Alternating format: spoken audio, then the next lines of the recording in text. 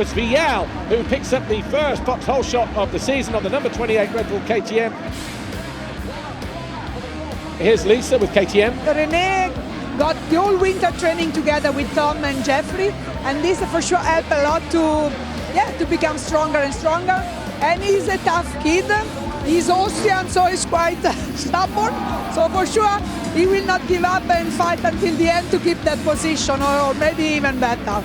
While we were doing that interview, it sounded like somebody scored a goal, but it was in fact, the 7-11 of René Hoffer making that mistake.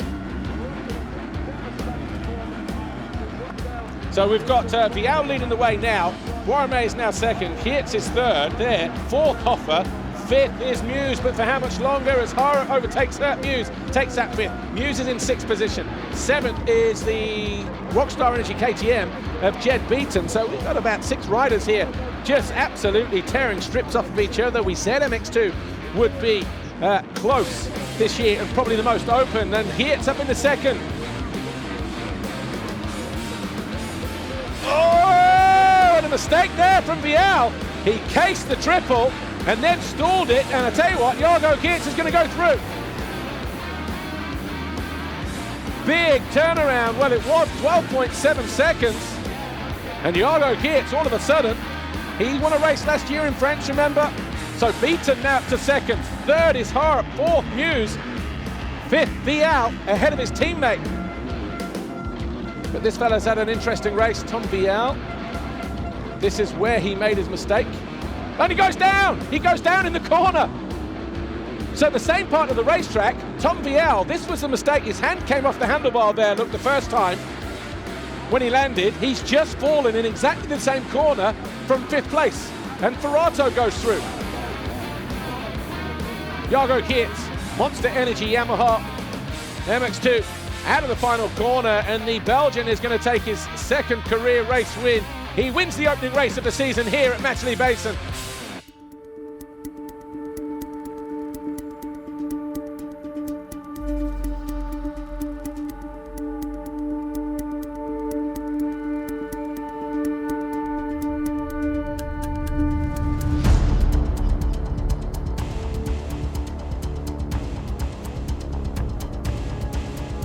Wow, very tight.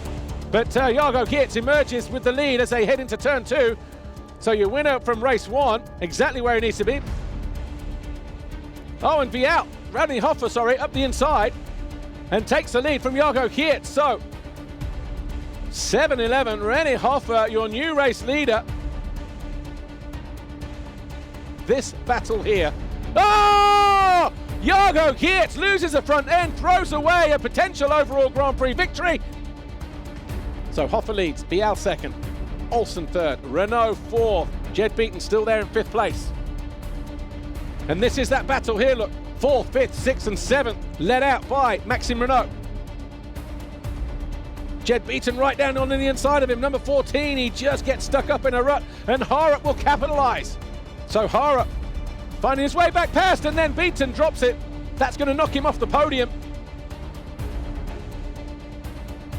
And Geerts now up on the inside of Maxime Renault, strengthening his case for an overall Grand Prix victory here at Matterley Basin.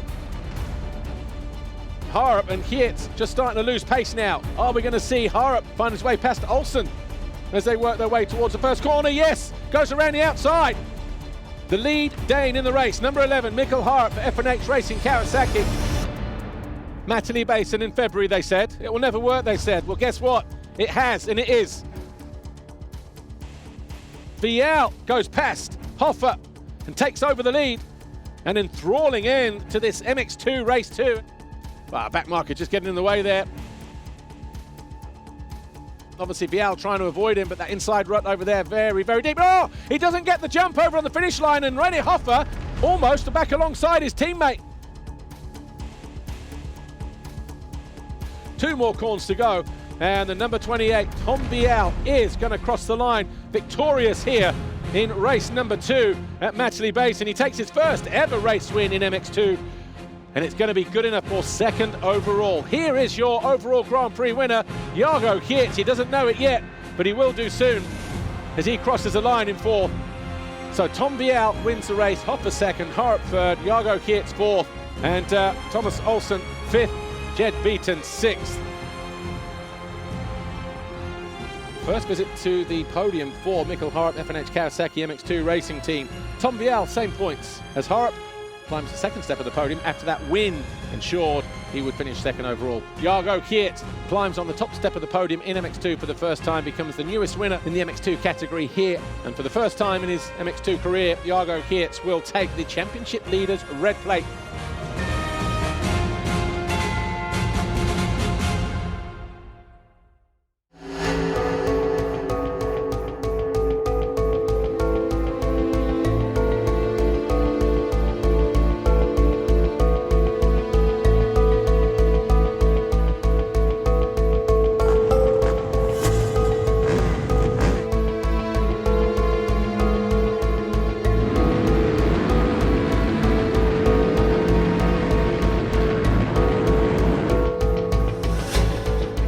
Hurling's charging down the inside and immediately into the lead and runs Siwa wide, and Geiser goes down and Cairoli goes down. Is it Geiser? No, it's one of the British riders.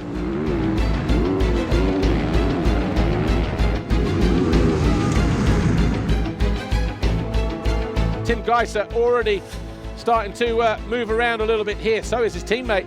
Switches to the outside, works out a way to find his way past Jeremy Siwa. So Mitch Evans then outfoxes Jeremy Siwa.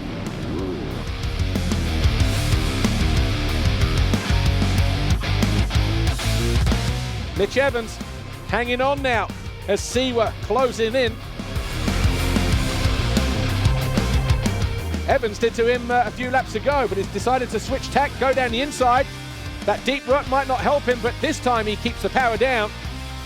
Tony Cairoli, a five-time winner around this venue on that Red Bull KTM, trying to pick up as many points as possible to give himself the best possible chance of a 10th career title at the end of it all.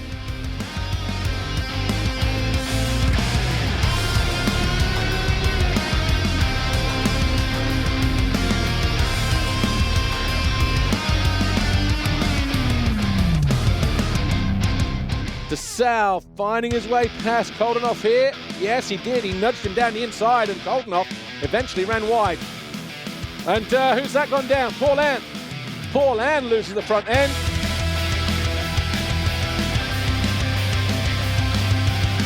Geiser goes down the inside, but I tell you what, great move, great response that from the number 61 of Jorge Prado. Eventually Geiser does go through though. Prado trying to come back. Paul Ann goes to the inside. Prado tries to out-drag the Yamaha. DeSalle tips over and Koldenhoff goes with him.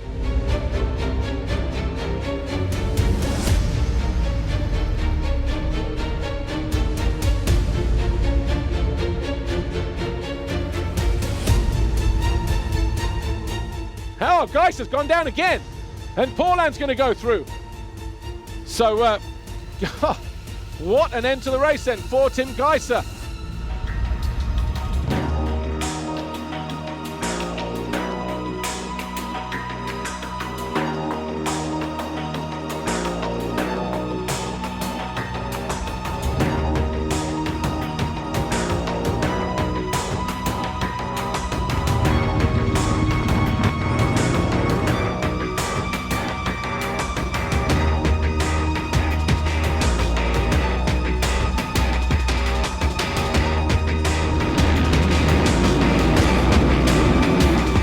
Jacoby tries to go around the outside, and it's three riders, Geiser, Cairoli and Jacoby.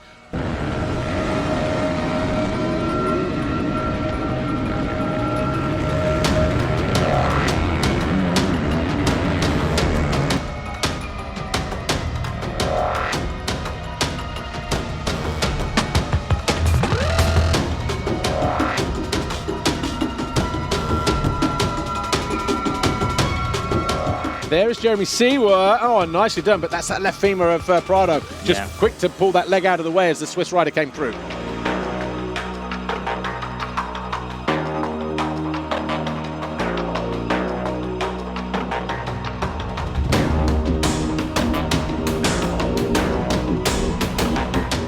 Here's Gauthier Paulin, a quiet ride in 4th place for Monster Energy Yamaha, and a good solid start to the season for him. He's going to leave here, 6th in the championship.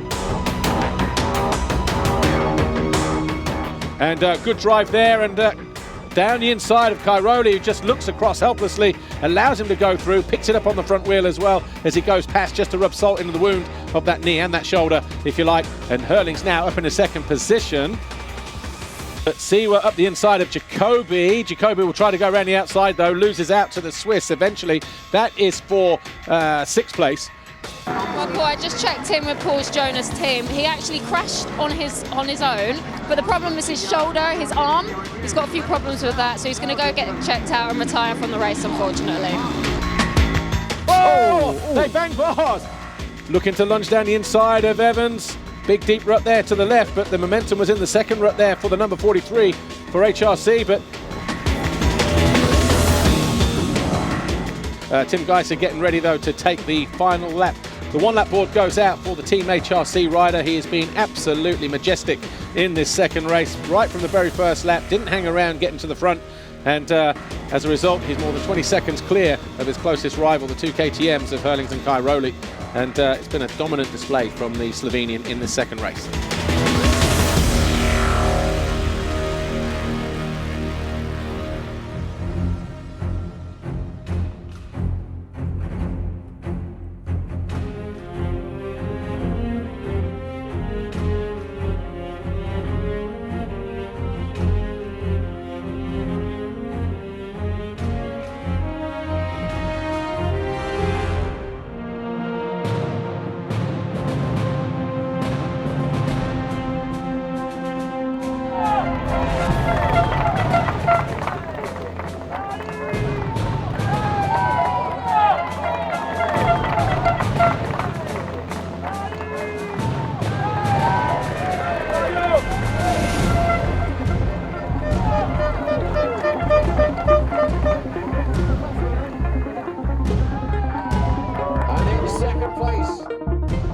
I've been studying a lot about the last championships, and I just try to be consistent this year. You know, I don't even want to win every single race. And the good thing is I've already lost a motor, so but it was a good day, you know, to come out 1st and a 2nd. And definitely this year the stars improved, we improved as a team, and the bike got again better. So I'm very thankful for that, and looking forward to Valkenswaard in 1 week time, home GP to start off. Hopefully the weather going to be a bit better, but definitely very excited, definitely looking forward to it, and it was a good way to start the season with a win.